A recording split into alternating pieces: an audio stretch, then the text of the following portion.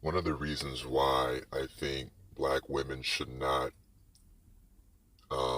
engage in single parenthood, be it, whether they're having a boy or a girl, um, specifically a boy, is because one thing I've realized with my own experience, this is empirical, and also anecdotal, but they don't really take heed to the types of struggles that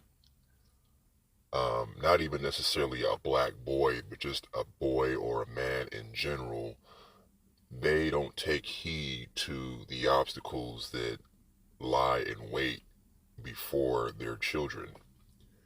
And this is this can be very, very problematic because they don't seem to take into account, they don't seem to really care. I mean, it's really, I guess, ignorance and indifference, but they don't really take into account the types of things, um, struggles, trials and tribulations, what have you. They don't really consider the things that a man has to endure in order to live. And I think that one of the main reasons why they don't do this is because, again, they're coming from a place of themselves, and they don't really invest too much in looking outside of themselves. Their main focus is only themselves. Everything is viewed from a very selfish point of view.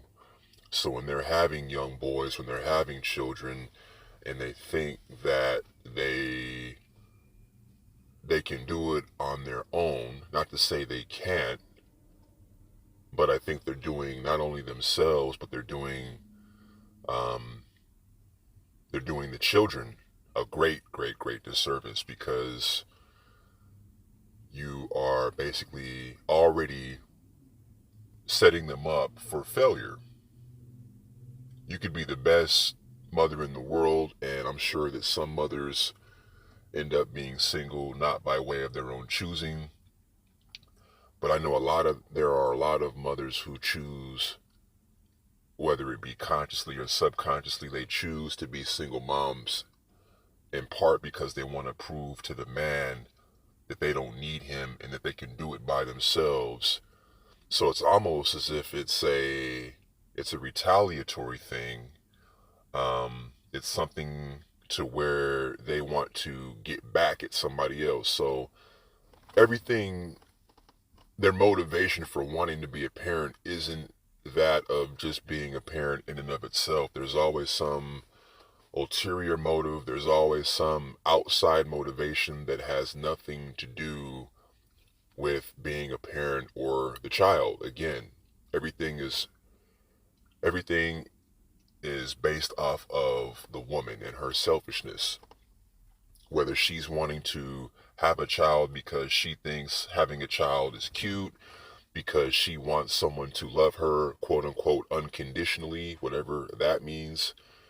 Um, it's just a funny expression. I mean, love is nothing but a condition. I'm sorry. I don't care who you are. I don't care what your relationship is, whether it be family, whether it be, um, you know, uh, a relationship between a man and a woman, husband and wife. There's always a condition set forth um, in any type of relationship, and typically those conditions are thrust upon the man. But I digress. But pretty much everything that motivates women to be single parents is out of pure and just bona fide selfishness. And I've noticed this with a lot of the women in my family. Um, their love is conditional. If their reason for having you is that they expect you to love them because they gave you life, or they expect you to be indebted to them because they arbitrarily gave birth to you, in which you had to somehow um, navigate through the odds of the world and survive being killed and murdered and imprisoned, they expect you to pay them back in some way, shape, or form. You are indebted to them. Nothing is unconditional. There's always a condition. They may not say it outright, they'll never admit to it, but this is, in my experience, this is the case.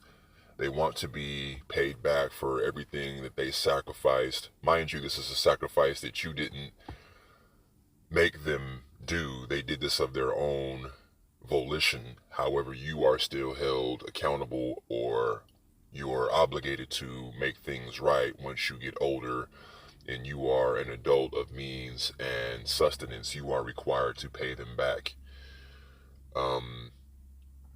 So yes, these are some of the reasons why I think it's very problematic for, for women to be single moms, because they aren't, the thing that's so interesting is they're not even versed. They don't take the initiative to even want to learn about some of the things that men have to endure just as men.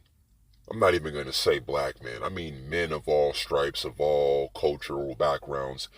They are completely and totally oblivious to anything that a man has to endure in order just to be, an average human being. Now, if I was going to be a father, because obviously I'm not going to know whether my child that I'm about to have is going to be a boy or a girl.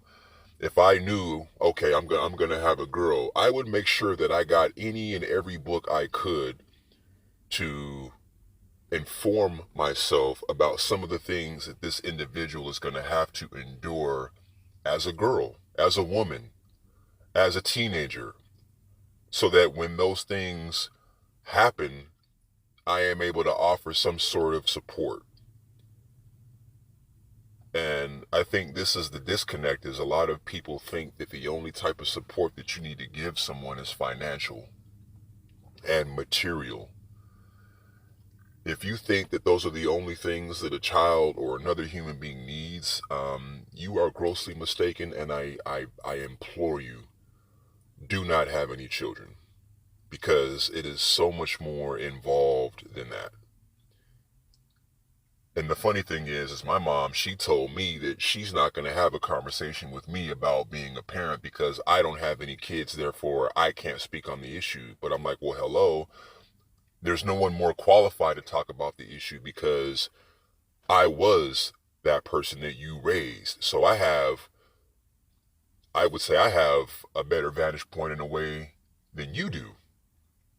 Because as a man, you can't be that selfish. You have to be somewhat, a little more open-minded and a little more, I guess, accepting of different, stimuli, different input from your surroundings, because we are held accountable. As a woman, you are not held accountable for your mistakes, which is why they will never concede that they are in error. But I would make sure I was very, very learned about everything that my daughter was going to have to endure, the struggles, the way the world's going to treat her, so that I can prepare her for these obstacles. The same with a young man. I would want to make sure that my child is aware, my son is going to be aware, as someone who's of color, who has certain phenotypical attributes that may marginalize him and put him in the African American box that he has to select in this country, because, I won't go into the history, but we all know why these things exist. But I would make sure that he's aware of the things that he's going to have to endure. And there's no one better to instill and to inform a son about these types of obstacles. There's no one better qualified to do that than someone who has already navigated and conquered those obstacles themselves. In this case, that would be a man.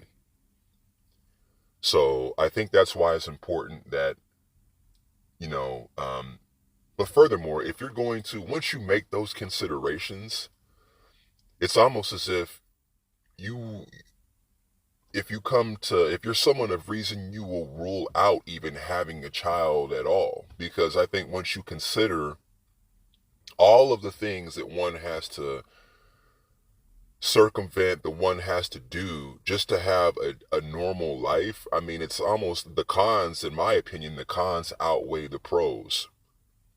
If you were to sit down and list all of the things that this person is going to have to endure, and if you remove yourself and you remove your own selfish desires and your own selfish wants from the equation, whether it's because you want a child because you think it's cute, or you want a child because you think they're going to love you unconditionally, or you want someone who's going to, um, you're gonna grow, you're gonna raise someone who's gonna grow up to be successful, and you can bask in their success and take credit for their success, whatever your selfish reason may be, because there really isn't any other reason to have a child. The reasons are all selfish. There is no reason other than your own desire, your own selfish want, or your own negligence for bringing a child into this world. So I think if you were to consider all of the things that one has to um, face growing up in this type of society, in this world, the world that people say is oppressive and racist, and there are all these things that one has to try to, circumvent, then I think you would come to the conclusion that, you know what, let's forego this altogether. It's not really worth bringing a innocent being into this world that has to go through all of these things. Anyway, just some thoughts. I appreciate you listening. Hope you have a good day.